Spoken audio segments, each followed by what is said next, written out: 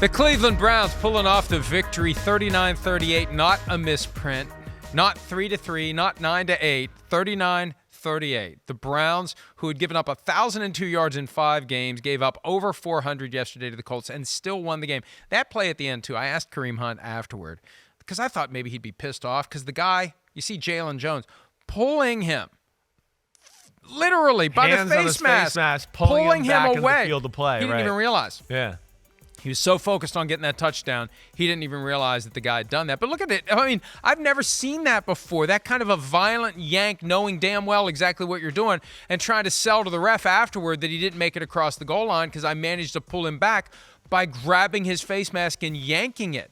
I mean, he just knew exactly what he was doing. How does that get missed? It's like, I don't know. If we're sitting in Stamford, Connecticut, and we see it clean as day, then the guy that's on the edge of the field that's like just, 30 feet away, he's got to see that. Well, he's looking to see whether or not the guy scored. That's the problem. Well, he'd already gone That's why you need to have Sky judges say, pull that flag out. So anyway, crazy. Anyway, Myles Garrett, yeah, incredible, right, dominant, yep. And it's good they won because I hated to think that his performance yesterday would have been squandered. Yeah. You need a win as the exclamation point on the holy crap stuff that he did yesterday with a couple of sacks, the strip sack in the end zone that set up a touchdown, jumping over the line it was to incredible. block a field goal. Incredible. Guy can do it all. He can do it all. He's definitely one of the best defensive players in football. We know that. I mean, double teamed right there and goes around both of them, right? To jump over the right guard like that, not make contact, get a blocked field goal. So,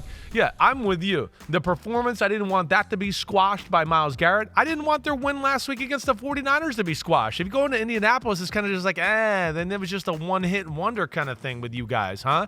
Now, they need better quarterback play. It's phenomenal they've won 2 games in a row without really having much of a threat of the pass game. And most people are going to look at this and go, well, they let up 38 points and 456 yards of offense. The defense still won the game. They did. Whether it was the first strip sack that led to points, whether it was the strip sack that got the touchdown, Denzel Ward made the big interception, the start of the third quarter that gave them a touchdown, and, of course, the blocked field goal. Right. They were all huge moments that were, again, set up by the defense. They ran the ball well. It was a fun game to watch, and it shows you how good Shane Steichen is with all those big plays that Colts offense made. And with the game on the line, the Cleveland offense moved the ball down the field and got the win with the assistance of a couple of questionable calls. Yes, the PI the calls. Illegal contact that gave him first and goal on the 8, and then the PI.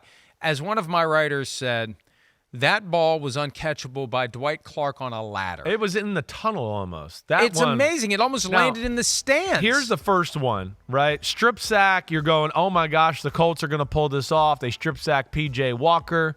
And the question is going to be, did P.J. Walker already fumble by the time this defensive holding or illegal contact happened? And that's really not – it wasn't – like we've seen less than that, or far worse than that call. That ball's not catchable. No, that one's ridiculous. You got to be 10 feet tall to make that a catchable pass. Yeah, that's where, again, I just feel like common sense is just not that common right now with some of the referees and what's going on, to steal a phrase from Yogi Berra. But you said it. They needed a drive. Finally, the offense at the end of the football game, that got it done. But the defense still, man, they fly around and make plays. But, man, Gardner Minshew played well. Shane Steichen obviously had a feel for Jim Schwartz and what that defense does because, Gardner threw some passes to Josh Downs or whoever where you were like, nobody's around. It's like he's 8 or 10 yards of separation, and then they ran the ball really well with Jonathan Taylor and Zach Moss. Colts are, they're not there yet, but they're going in the right direction and got a lot of things to admire, and Shane Steichen's an unbelievable offensive mind. Real quick, we need to be watching this week on the status of Deshaun Watson. Left for concussion evaluation, was cleared to return. Kevin Stefanski, the head coach, decided not to put him back in harm's way. Shoulder issue, they're still concerned about it, and Stefanski said after the game, he's our starter. He's going to start next week in Seattle. Watson said, I pray it's nothing worse as it relates to his shoulder, so who knows? Yeah. It was already kind of dicey. Maybe it'll be P.J. Walker again. And something Devin McCourty was saying last night, like if Deshaun comes in and doesn't play all that well, are you going to have guys in the locker room saying maybe P.J. Walker should be playing? Well, the PJ Walker hasn't played well enough to get that talk, I think, in the locker room yet. But I understand your point. Yeah. And if he improves and they start to put up some offensive points, people are going to wonder, but I think Deshaun was not good yesterday. He was not. He threw an interception. He threw another interception that the guy dropped, right, that they originally called interception. Yeah. We saw it hit the ground. He's got to be better. It's unbelievable Cleveland won 2 games in a row without very good quarterback play. Our 90-second or less Monday Night Football preview when PFT Here it is. Live. It's going down to the Niners. Hi, it's Mike Florio. Thanks for watching PFT on YouTube. Hit subscribe for the latest news and analysis from Pro Football Talk.